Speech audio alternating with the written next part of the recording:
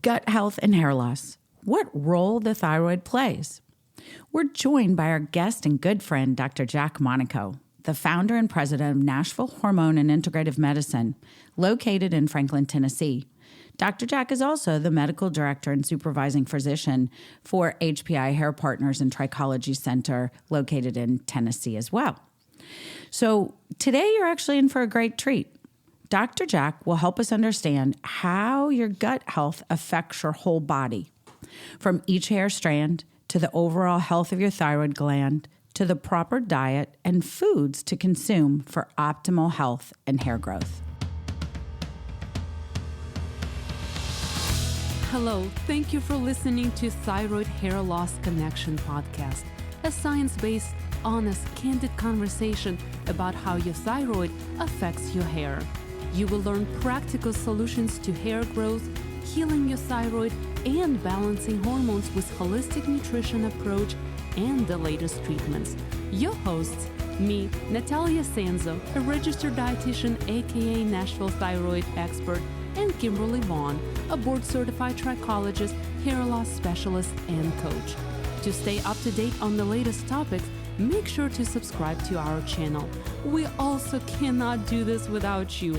Send us a question to the link below and tune in each week for the answers. Now, let's head to the show. Dr. Jack, welcome. So I'm going to start us off with, what I call a simple question.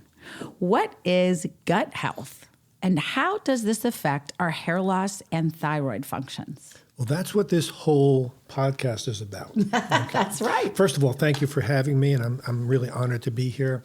The gut is much more important than we were taught in medical school, and then what a lot of physicians today give it. They don't give it the proper credit. 90% of your immune system is located in your gut. Okay. So for instance, when somebody has autoimmune thyroid, either Hashimoto's or Graves' disease, the doctors will tell them there's no known cause, there's no cure, and there's nothing they can do about it. All we can do is give you Synthroid or levothyroxine and suppress the thyroid. Well, that's not true. As I said, 90% of the gut is of your immune system is in your gut.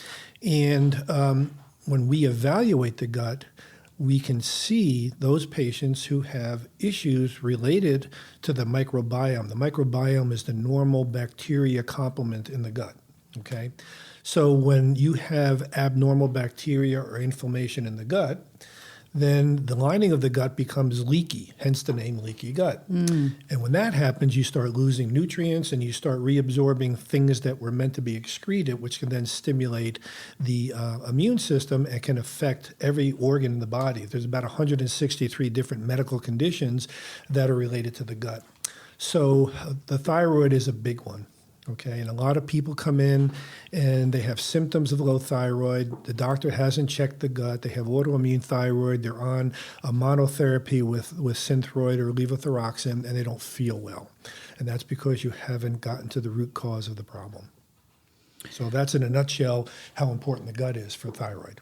Wow. I'm still caught up in these 163 medical conditions related to your gut. Yes. Give us an example of one or two or three that maybe we would be aware of or understand. Well, the big one obviously is autoimmune thyroid, Hashimoto's. But you can have other immune conditions like rheumatoid arthritis, scleroderma, psoriasis, psoriatic arthritis, just name it, any autoimmune condition. Cancers. There are cancers that are related to the gut. Inflammatory bowel disease. Celiac. Okay. Celiac disease, exactly. Well, celiac is an example of how a gluten sensitivity can cause inflammation in the gut and then cause problems with the immune system. People with inflammatory bowel disease, celiac disease, are more likely to develop cancer and heart disease because of that inflammation. Because when you think about the lining of the gut, it's the same lining that's in your blood vessels and the same lining that's in your brain. So when you affect the endothelium or the lining of the gut, you're also affecting the lining of the blood vessels. Mm-hmm. Mm-hmm. So there's a lot of conditions, and we can talk about low-dose naltrexone at some point if there's time.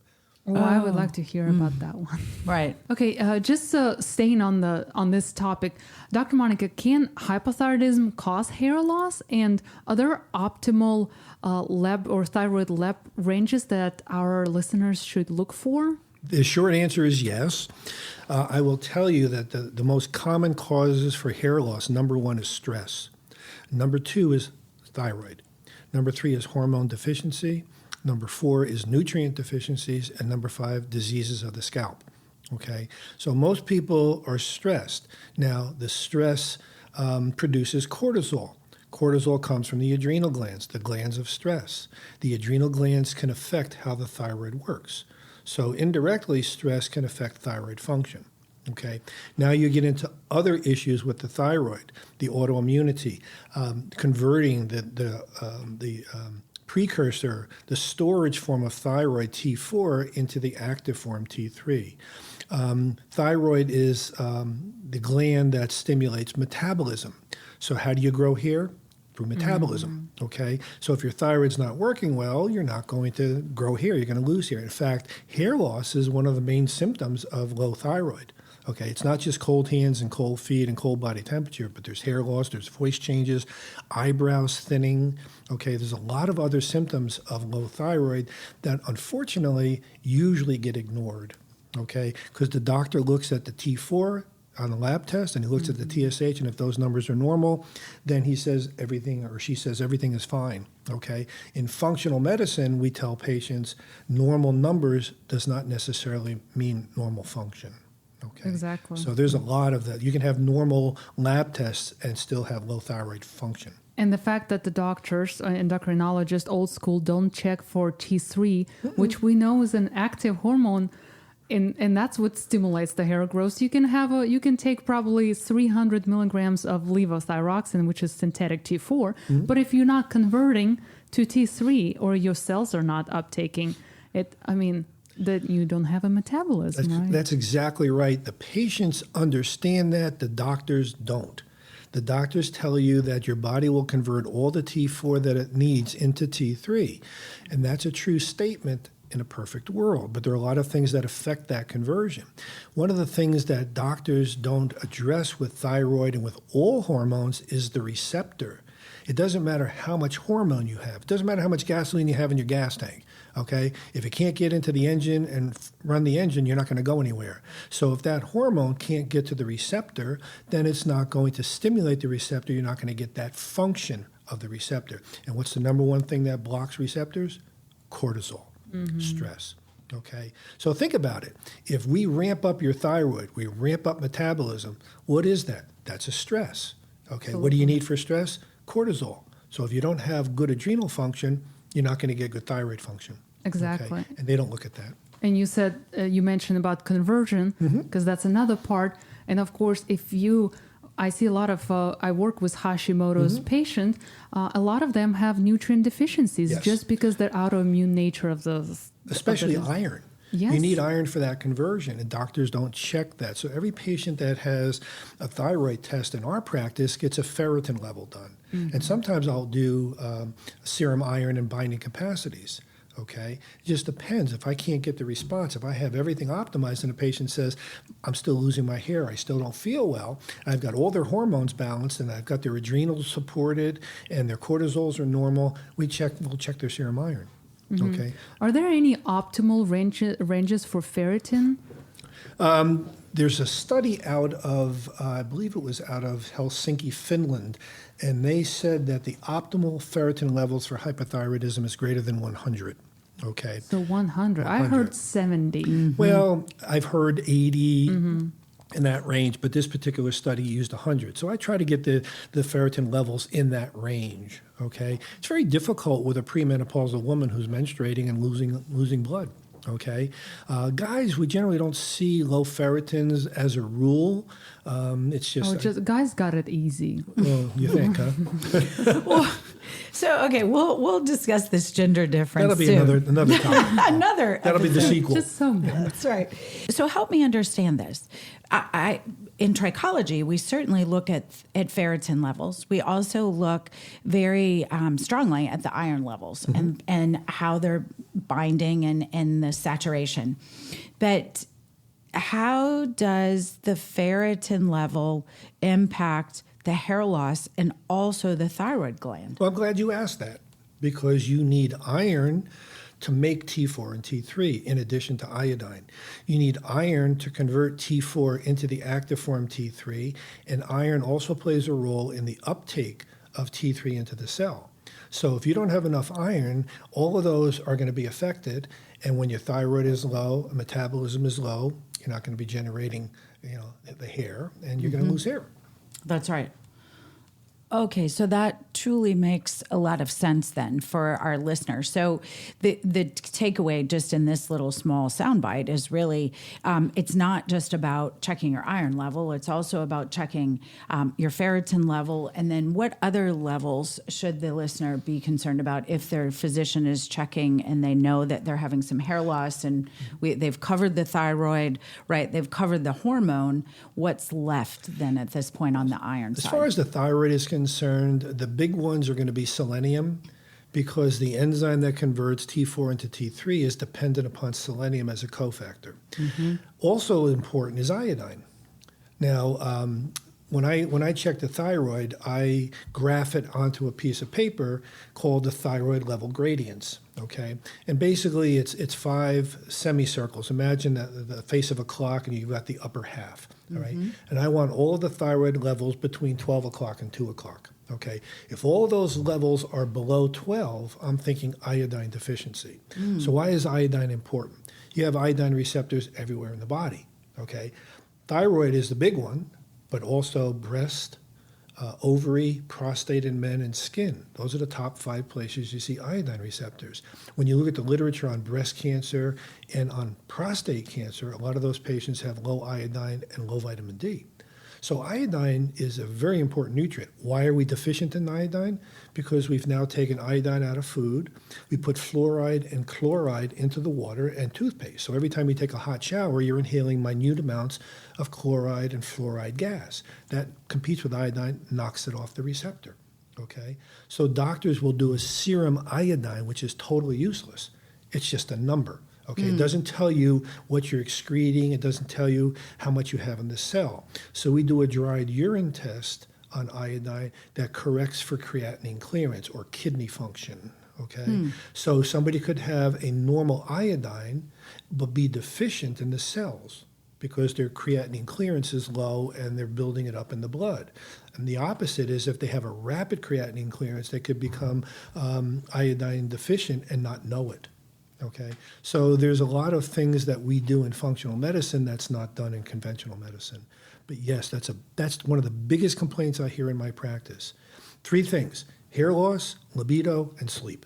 And if I can solve those 3 problems in a patient, then I'm like the best thing that they've ever seen. That's right. And it's a really hard thing to do. Yes, it is. Yes. Well, and as we talk about all the time, it's not a one-stop-fits-all, right? Exactly. And many times it doesn't just take months to diagnose, it takes years. Exactly. And we just have to follow that patient, that client all the way through. And as Nataliia always suggests with her clients, is making sure that their levels are checked seasonally or quarterly, because that seems to also help us regulate as well. Well, where Nataliia comes in, I believe, is with nutrition and absorption. It doesn't matter what you take, you have to be able to absorb it. Okay, like the commercial says, it doesn't matter how much money you make, it's how much you keep, right? So you can take nutrients all day, and if they're not good quality nutrients and you don't absorb them, you're not getting the benefit of those nutrients. And the biggest factor is our diet. Hence, gut health. Yes, Ding, ding, ding, exactly. ding. Okay, speaking of gut health, we know there's a good and bad bacteria. Is there any way we can test for the good and bad bacteria? Dr. Monica, what do you do in your practice? I do a series of 3 tests by a company. I don't know if I should name the company, but it doesn't matter. The first test that we do is a complete digestive stool analysis. That test gives us good bacteria, commensal bacteria. Commensal bacteria are bacteria that you find in the gut that don't do any harm, but they don't do any good. And then you have the bad bacteria or dysbiotic bacteria. It tells us if they're growing out yeast and if those yeast forms are good, bad, or commensal. Then we look at parasites. So we do a complete parasite panel and see if there's any parasites. We look at toxins, for instance. There can be a bacteria that's a commensal bacteria, but it secretes a toxin, which could damage the gut and cause problems. Then we look at a lot of the digestive markers in the gut. So we look at inflammatory markers, things like calprotectin, protein eosinophil X. We look at digestive products. So if somebody has an enzyme issue, we might find vegetable fibers in the gut, or we might find some protein or something like that. And then the nice thing about this test is if they find any abnormalities, then they make recommendations for treatment, both natural and pharmacologic. So, for instance, if somebody has a dysbiotic bacteria, an abnormal bacterium, they'll tell you, okay, you can use these nutrients, uva ursi, silver, grapefruit seed extract, things like that, or you could use this antibiotic. Well, I don't like to use the antibiotics because the antibiotics are not selective, so they'll kill off everything. So that's the gut analysis. It's about a 15-page report. The next thing we do is food allergy testing. And you'd be surprised the number of people, the number of foods that people have a reaction to. The number one is gluten. Okay, there are books written about how gluten should not be in our diet, what it does to our brains, and so on. And after many, many years being raised in an Italian family with pizza and pasta, I find out that I'm gluten sensitive. Okay, so I've been eliminating gluten. I have eliminated gluten from my diet. But we also look at other foods. Now, there are a lot of foods that people think are good for them, but they may not be. For instance, when you go to the grocery store and you buy a product that says gluten-free on it, it may have a substituted wheat flour with either almond flour or white potato flour or tapioca flour. Those are cross-reactive foods. So there are some people that will have the same reaction to those substitutes as they do for gluten. So if they're eating that, they're not going to get better. They're still having symptoms. Then the third thing that we look at is an intestinal barrier assessment. Okay, that's things like histamine and zonulin. Zonulin is a glycoprotein. It's a protein sugar compound that's made in the gut, in between the cells of the gut. So when the gut becomes inflamed and the cells start to separate, that's what we call leaky gut. And the zonulin will tell us how leaky the gut is.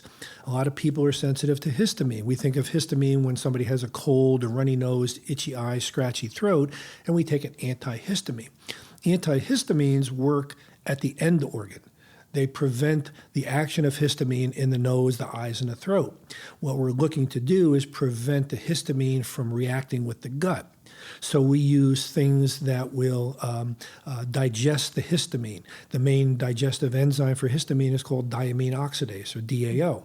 So a lot of people are sensitive to histamine. Where do you find histamine?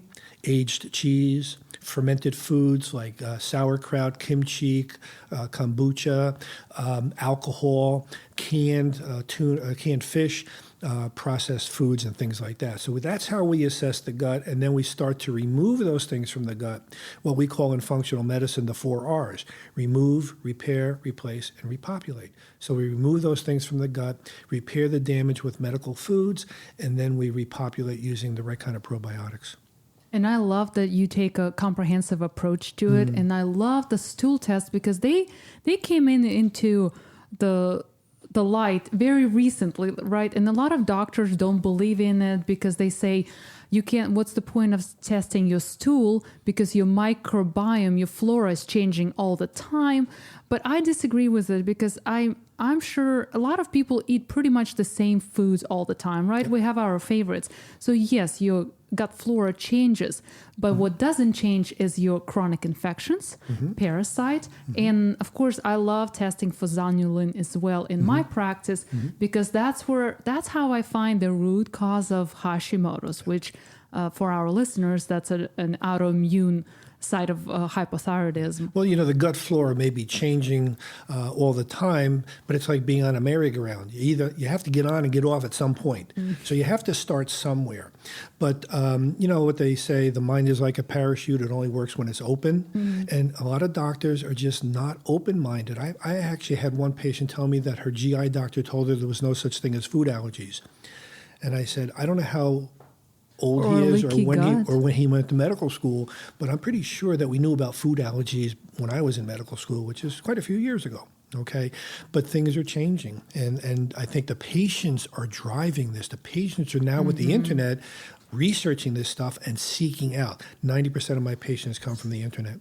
Yes, exactly. It's the same way I'm on Instagram, and that's my biggest platform. And that's trust me, that's the last thing I thought I would do as a registered dietitian. But I love advocating. I tell my clients or the people that struggle with Hashimoto's to advocate for themselves, to get on Google, to get talking with somebody, and when they do come to their endocrinologist office. And they have to go back to the same doctor because their insurance covers it. So when they do go back to the same doctor, at least they ask for exactly what they want, they need, and they just basically advocate for themselves. Yeah, I call myself a resort doctor. I'm the doctor of last resort. Okay, and patients come to me and they've been struggling with their thyroid for years, and their doctor will not listen, will not put them on something other than Synthroid. I've actually had doctors say, if you're going to take that glandular stuff, find another doctor, and they usually do. Okay, so the doctors aren't listening, and I realize I'm painting with a very broad brush. There are a lot of good doctors out there that do listen, but the patients that I see, they're frustrated because their doctor's not listening to them. And as far as looking at the gut, they don't look at the gut, and that's really the key. Yes, the latest research I looked at was published in 2020, and I don't remember the name of it, but I'll make sure that I leave in the notes section under this podcast. But it clearly said that the gut screening or testing has to be a standard protocol for treating thyroid disease. It said in one sentence, there is no misinterpretation, and I love that. But how do we get that out there on Google, on the internet? How do we get it out there? By doing these podcasts. Exactly. People are going to start listening to this, and people talk to other people, and that's how you hear about these things. The information, websites, there's so much information out there. Not all of it is accurate, okay? So I tell patients, that stimulates questions and conversation, but you don't want to take that as gospel. You need to talk to somebody who knows how to do this. So it's more than just measuring your T4 and your TSH. It's more than just saying, the gut changes all the time. There's no point in testing it. Yes, okay? And with people in Hashimoto's, and I'm a perfect example, I see a lot of people with low stomach acid. And that's that's where, again, gut health and thyroid and how it's all connected. And we're going to connect it to hair health, because if we have low stomach acid, we're not first breaking down all the food properly and absorbing the nutrients. Yeah. So how are we going to grow lush hair if we don't have all the nutrients we need? And that comes back to the ferritin, because you need a healthy liver to metabolize ferritin. Ferritin levels are actually important for stomach acid, and a lot of patients are on chronic antacids, either the PPIs, the proton to treat pump heartburn, inhibitors, which is sometimes caused by low stomach acid. Exactly. Now, if you look at what used to be the PDR, the physician's desk reference, if you look in the PDR, those proton pump inhibitors and H2 blockers are meant to be used short term, no more than 10 weeks. And I see people that have been on it for years and years and years, and they wonder why they have other problems. They can't absorb calcium. Okay, back in the 90s, when the big rage was take Tums with calcium in it. Guess what? You can't absorb that calcium because you neutralize the acid. You need the hydrochloric acid in the stomach to absorb calcium. So that was just a marketing ploy. Okay, so there's a lot of misinformation and misconception about these things, and patients will find us. They do. Yes, I They believe do. so. I think the word is definitely spreading, and there are more people out there who get armed with the right information. But of course, you and I feel like we're fighting every day with all those self-claimed coaches and doctors that are, chiropractors, which are great. We need the chiropractors, but they don't have a nutrition education or anything. They don't have a training in hormonal balance or even nutrition. And the stuff that it's out there online, like I feel like we have to fight with it every day. You know, chiropractors are interesting because they're much more holistic in their thoughts. So they're looking at these things. But I know chiropractors, I've seen chiropractors who refer to themselves as functional medicine doctors, and they're treating conditions. They can't prescribe, so they're using all nutrients. Okay, and I think there's a place for that, but I'd be a little bit wary. You know, you really want to have somebody who knows functional medicine, who's fellowship trained and board certified. You want to have a good dietitian, nutritionist person to talk to you about your nutrition, because again, it's not what you take; it's what you absorb. Exactly. So people think that they can they don't have to change their diet. A lot of patients want that magic pill, and it just doesn't exist. You know, it's patient driven. So the gut is really very misunderstood. People that have celiac disease have higher incidence of cancers. People with inflammatory bowel disease, higher incidence of cancers, cardiovascular disease, and things like that. So we can't look at the thyroid without looking at the gut. Exactly. We can't look at the thyroid without looking at the adrenal glands and the other hormones. It's a triad. So adrenal health, hormone health, and thyroid health. Yeah. And now recently, people are talking about brain health, how 4 of those things are connected, which is fascinating to think, but that's again. There's a great book by David Perlmutter. David is a neurologist down in Florida. David was one of my teachers in my fellowship, and he wrote several books. But the one book that he wrote that I think is appropriate for this conversation is called Grain Brain. Okay, and he talks about what happens when you eat gluten, what inflammation you see in the brain. And he thinks that everybody should be gluten-free. And what's our biggest problem with gluten is the GMO. Exactly. Okay, you can go to Italy and there's no GMO wheat there, and people with celiac disease can eat their pasta and not have a problem. Yeah. A lot of endocrinologists say that you don't need to be, for Hashimoto's, since it's an autoimmune disease, right, you want to decrease inflammation. A lot of endocrinologists say that you don't need to be gluten-free unless you have a food allergy, which is celiac, something, the reactive. But we also know, and it's a recent research, that is non-celiac gluten sensitivity. And that's exactly the diagnosis that I use when I do my gut testing, is non-celiac gluten sensitivity. I will tell you that the vast majority of people have a gluten sensitivity. It's a different amount, all right, because it's a spectrum. You go from normal to celiac. Celiac is the most extreme form of gluten sensitivity. You have all these levels in between. As I said, I just recently found out that I'm gluten sensitive. My symptoms were not GI. My symptoms were stuffiness and a rash on my back and itching. Okay, my stepdaughter is a celiac patient. Okay, and she gets the brain effect. All right, so she's a news anchor in San Antonio, Texas, and if she gets exposed to gluten, we can tell when we watch her that she's been exposed to gluten. So gluten is all around us, and it's a much bigger problem than most doctors will give credit to. Yes, So, and every person manifests the gluten sensitivity differently. Absolutely. For me, like you mentioned, I didn't have any GI problems, but I was my own guinea pig, so I decided to cut out gluten and dairy out of my diet to see how it would affect my thyroid levels and especially my TPO levels. And I cut my TPO levels in half only by cutting out gluten and dairy. Now, I don't do with my clients, I don't do any gluten sensitivity testing. There's no special test that I do. But what I do as a dietitian, we do an elimination diet, because until you eliminate a certain food, you're not going to know how it affects you. Because people say, well, I eat gluten all the time and I feel just fine. I say, wait until you eliminate that. they do. We go through a 4-week elimination diet, which is very structured, and I keep a very close eye on those clients. But after they eliminate gluten, they feel like a different person. Absolutely. That's where the food allergy testing comes in. It tells you what food you must eliminate, what food you should eliminate, and you'll see the effect.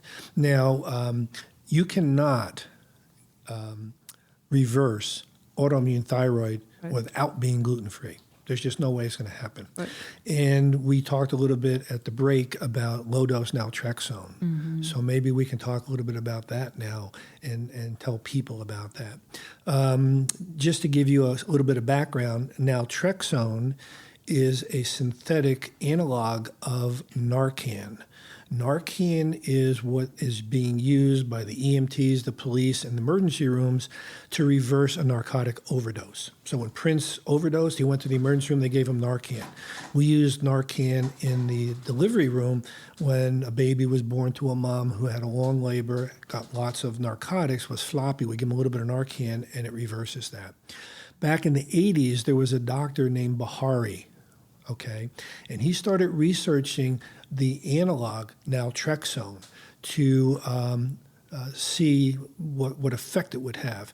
And he got to lower and lower doses. And I found out the reason. I was lecturing on autoimmune a couple of years ago at the International Convention for PCCA, and in the audience was the PhD, the pharmacist that worked with Bahari on this original research. And he said that because of the cost, he kept using less and less and less to cut the cost. And he found out that when he got down to 1.5 to 4.5 milligrams, that he started to see the immune system responding. Therapeutic effect. Normally, it's 50 to 150 milligrams to reverse an overdose.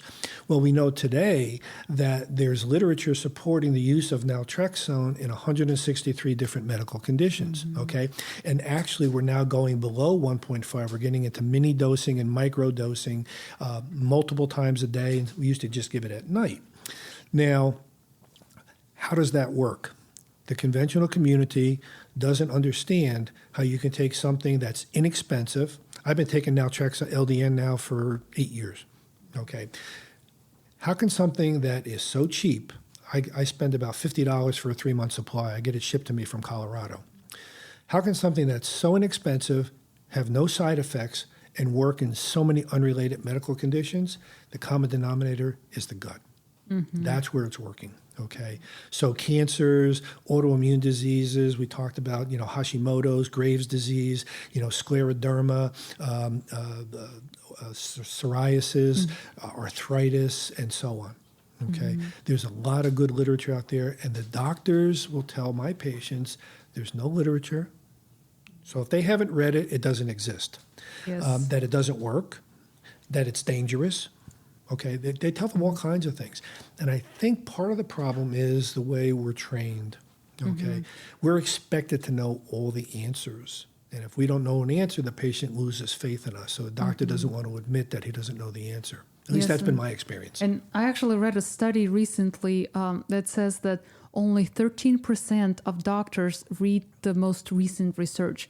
Because, and I think it was published by a medical magazine. They sent out the new research and they watched how many doctors open their emails to read the research. Now, of course, they may have learned something on their own, but I highly doubt that because our physicians are so overworked in the hospitals. They're only limited for 10 minutes per patient, right? And they have such a heavy workload. I don't think they have time to go and do that research. Some of them, of course, do. I mean, functional medical practitioners like yourself do, but most doctors don't. When I was doing OBGYN, the only thing that I would hear about from the drug reps was their drugs. Okay, so they would walk in and say, Dr. Monaco, we have this new drug. I'll put the literature on your desk. So they would put an article on my desk and they would stock my closet. Okay, and then one day a drug rep came in and he said, good news. He said, we've just added a 10th estrogen to our estrogen product. And I said, what do you mean a 10th estrogen? There's only 3 human estrogens. Went in and got the literature, looked at it, and I said, this is not a soy-based natural hormone. I said, this is basically horse urine. Okay, I threw him out of the office, never saw him again. Okay, and that's when I started researching into my fellowship. So when I did my fellowship, I have about 350 hours of advanced training, both advanced cardiovascular, advanced endocrine, and I was an advanced fellow. Okay, the only thing I needed to do for my master's was the case studies, and I got really busy in my practice, so I just said I don't need a master's at my point. But there's a lot of literature out there that doctors aren't seeing, they're not reading, and they're not hearing about that literature. So you want to find a functional medicine doctor who's fellowship trained and board certified, and they do exist. All of these such good points. I think this episode kind of touched on a lot more than we promised our listeners. So I love that. Okay. You know, we promised something, we over-delivered it. I love it. I want to say just one more thing, okay? When you have hair loss, we can correct the thyroid and perhaps reduce or even eliminate the hair loss. But growing back the hair is another issue. And I think that's where you come in, okay? So there are things like microneedling, there are things like PRP, laser caps, certain new... actual treatments, exactly. Physical treatments. So it's really a combination of things. You know, correcting the thyroid may prevent future hair loss. It may even reverse a little bit of it, but you may also need to have those other modalities if you're going to get your hair back. Okay. Exactly. And I think that's why Kimberly and I started working together because working on our patients' hair loss separately did not show as good of the result as we're looking for. That's why, you know, when Kimberly's doing the test, the single hair analysis test, I think I'm saying that right. It shows what foods that they need to include, the nutrient deficiencies. But then people are left with the 40-page printout guide that they have no idea what to do about. They're overwhelmed, and that stops the process. And you also need protein. Right? You need protein to make hair, so peptides, another way that we use peptides for a lot of things in our practice. I know that you use them in your practice for hair. Getting on a good protein, again, you have to absorb the protein. It's not just, you can't just go to a fast food place and get, or a grocery store and buy some protein. It may not be an absorbable form. So there's a lot of other modalities, so you really can't separate the gut, nutrition, you know, the treatment modalities and the endocrine side of things. So it all works together. Exactly. It definitely does. Well, Dr. Monaco, thank you so much for giving us such an insight into your work, how you work with your client. I think our listeners, I hope our listeners were taking notes. If not, they can go back and listen, right? Yes, because you're such a great resource. We really appreciate you taking your time and sharing all your knowledge with us. Well, thank you for having me. It's always a pleasure. I love to talk about this because it helps people. And that's really why I went to medical school, was to help people. So I'm really thrilled to be able to do these things. So thank you for asking me. We really appreciate it. Thank you. My pleasure.